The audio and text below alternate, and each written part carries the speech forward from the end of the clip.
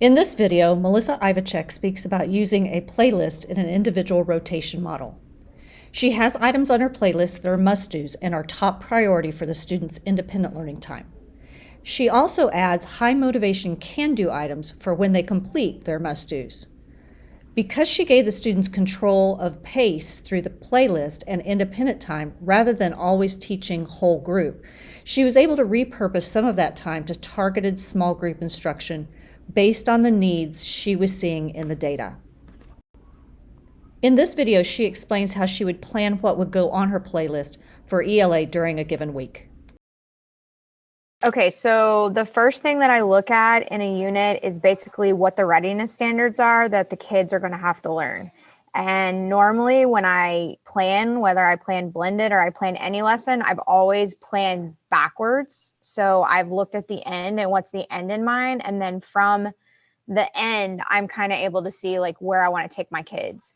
And so I kind of look at I look at the highest level of what I want them to learn. And then from that, I can kind of scaffold back to the beginning.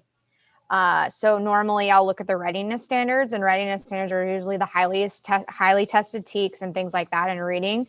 And then I look at our supporting standards, and my supporting standards are usually the ones that are in my playlist, because I know they're going to be spiraling all year long. So it's something that I know that kids can do independently and they need a lot of practice with. So they use that.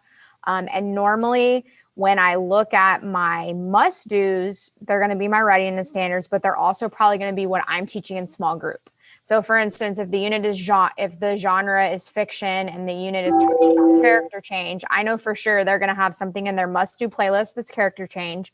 They're going to see me and my station in character change, and then say that the genre is fiction.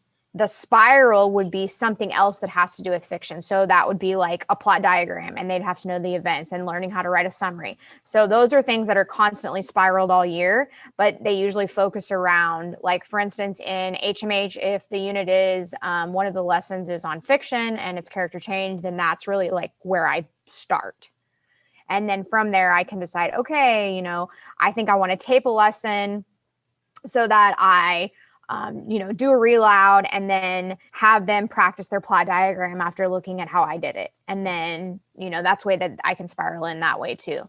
So for sure, my readiness standards are going to be my must-dos, and for sure my supporting standards are going to be things that I spiral in that are going to be can-dos. But normally, I think if I recall correctly, I made sure that I always spiraled in like grammar skills. We spiraled in we made sure that we had them on their online learning, their adaptive tools. So they always had to make sure that those were must-dos as well. Like they had to get at least one lesson done in No Red Ink, say, for instance. Or I know my teachers right now, they're making sure that their kids specifically finish so many lessons of Amplify.